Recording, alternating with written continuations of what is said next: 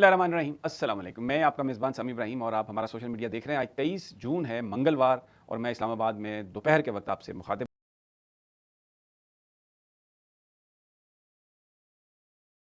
हूँ। गर्मी शदीद है आज और लग रहा है कि जून है।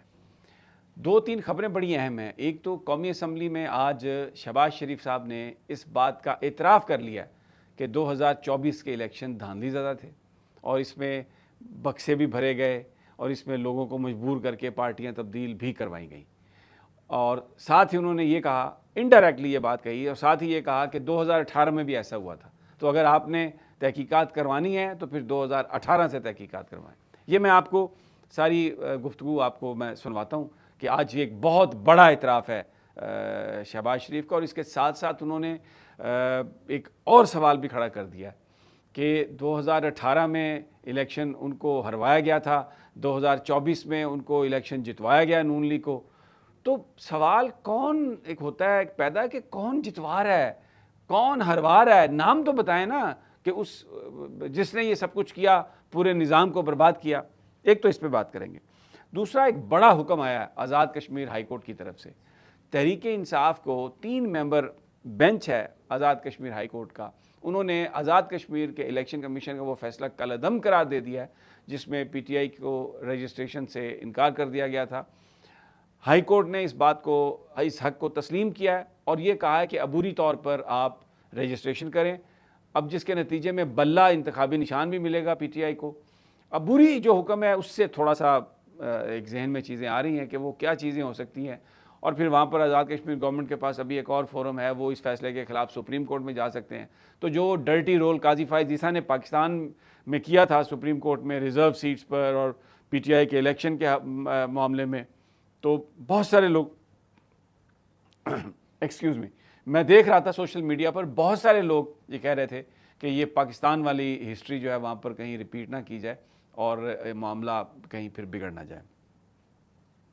और तीसरी जो आज एक इम्पॉर्टेंट बात जो असम्बली में हुई वो महमूद खान अचकज़ई की तकरीर और स्पीकर अयाज सादक का जो आज कंडक्ट था, जिस तरीके से उन्होंने एक जैसे एक वो तकरीर झाड़ी है कि मैं यहाँ पर पाकिस्तान फ़ौज के ख़िलाफ़ बात नहीं करने दूँगा, मैं अदलिया के ख़िलाफ़ बात नहीं करने दूँगा। ओ भाई, अगर कोई बंदा कहीं पर गिरफ़्तार होता है और उसको कानून के मुताबिक आप डील नहीं करते, या कोई सूबा ये कंप्लेंट करता है कि हमें नज़रअंदाज किया जा रहा है, तो क्या ये फ़ौज के ख़िलाफ़ बात है? क्या ये जुडिशरी के ख़िलाफ़ बात है? स्पीकर एक ग्रेस होती है, एक डिसेंसी होती है, लेकिन आज अयाज सादक बिल्कुल एक थड़े पर जैसे वर्कर खड़े होते हैं ना, नारे मारते हैं अपने लीडर को खुश करने के लिए, तो शहबाज शरीफ सामने बैठे थे उनको खुश करने के लिए, या जो लोग कहीं टीवी पर वॉच कर रहे होंगे उनको खुश करने के लिए, जो आज एक बिल्कुल खोखला और at least I was not expecting, HSN के पढ़े हुए हैं अयाज सादक साहब, और पता नहीं तीसरी चौथी दफ़ा दूसरी दफ़ा स्पीकर बने हैं, तो आज जो उन्होंने गुफ्तगू, और वो भी महमूद खान अचकज़ई के मुकाबले में जो इंतहाई ज़ीरक, बुज़ुर्ग, एक बुर्दबार और एक बड़ी मुदब्बर शख्सियत है, और उन्होंने, मैं वो आपको सारे उनके शॉर्ट सुनवाऊँगा तकारीर, तो आपको पता चल जाएगा। अब अडियाला का आपको हवाल देते हैं। वहाँ पर इमरान खान साहब की बहनें हमेशा की तरह धूप में, गर्मी में, कोई मुलाकात नहीं, कोई किसी को शर्मिंदगी नहीं, और कोई असम्बली में ये जो बातें करते हैं इनको शर्मिंदगी नहीं।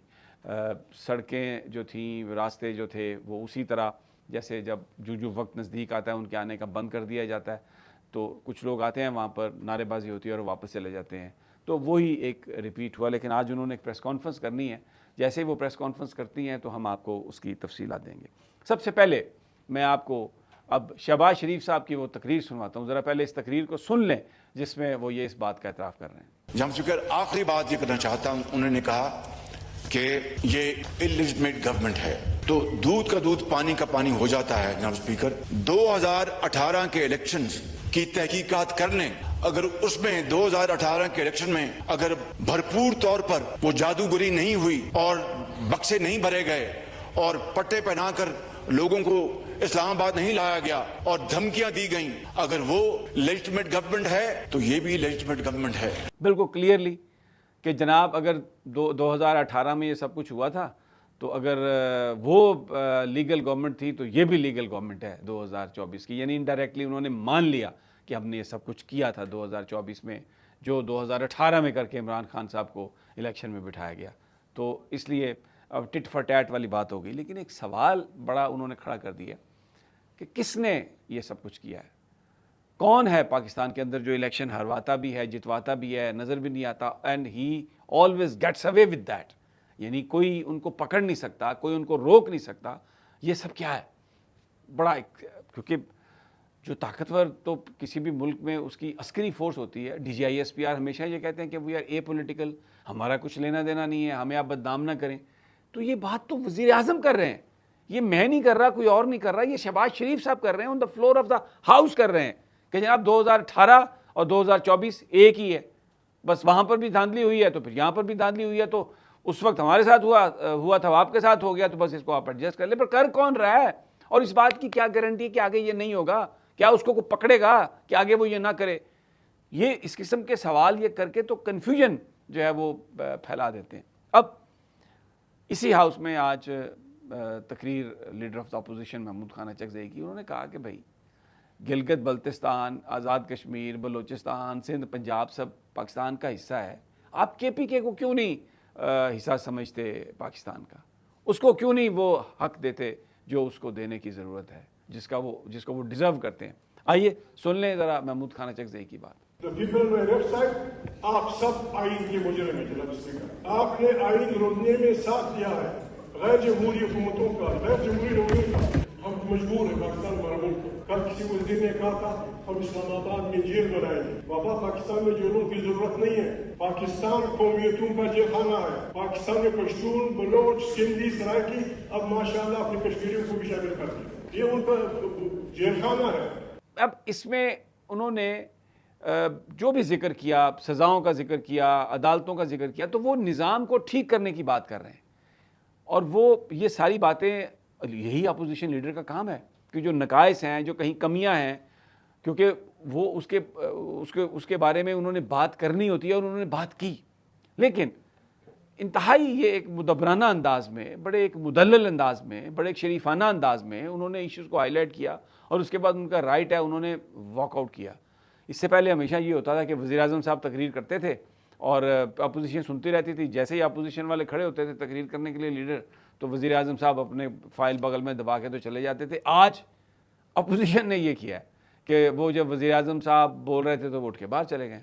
اب یہ جو محمود خان اچکزئی نے ساری گفتگو کی نا، یہ آپ نے سنی ہے ساری، اس کے جواب میں اب جناب ایاز صادق صاحب کی گفتگو آپ سن لیں ذرا. ایک منٹ میں معذرت چاہتا ہوں، گستاخی کر رہا ہوں. آپ نے کہا کہ میں نے آئین کی گستاخی کی. مجھے بتائیں میں نے کون سی آئین کی گستاخی کی. مگر اگر آپ یہ چاہیں گے جو آپ اس اسمبلی میں بات کریں گے، جو آپ باہر کرتے ہیں، وہ میں اجازت نہیں دوں گا. جب آپ کہتے ہیں کہ ہر گھر سے ایک آدمی لے کے ایک فوج بناؤں گا، جب آپ کہتے ہیں کہ میں افغانستان کا ساتھ دوں گا اور پاکستان کا ساتھ دینے کے بجائے افغانستان کو ترجیح دوں گا، اگر یہ آئین توڑنا ہے تو میں بار بار آئین توڑوں گا. آپ کو پاکستان کی مخالفت میں بات نہیں کرنے دوں گا. اب کہاں پر مجھے بتائیے کہ وہ فوج کے خلاف بات کر رہے تھے یا جوڈیشری کے خلاف بات کر رہے تھے؟ جوڈیشری اس وقت متنازع ہے. جو ترامیم تھیں قوم نے ان کو ریجیکٹ کیا ہے، زبردستی آپ نے وہ ترامیم کروائی، کیونکہ یہ جو پارلیمان ہے فارم 47 کی پیداوار ہے، یہ حقیقی عوامی نمائندے نہیں.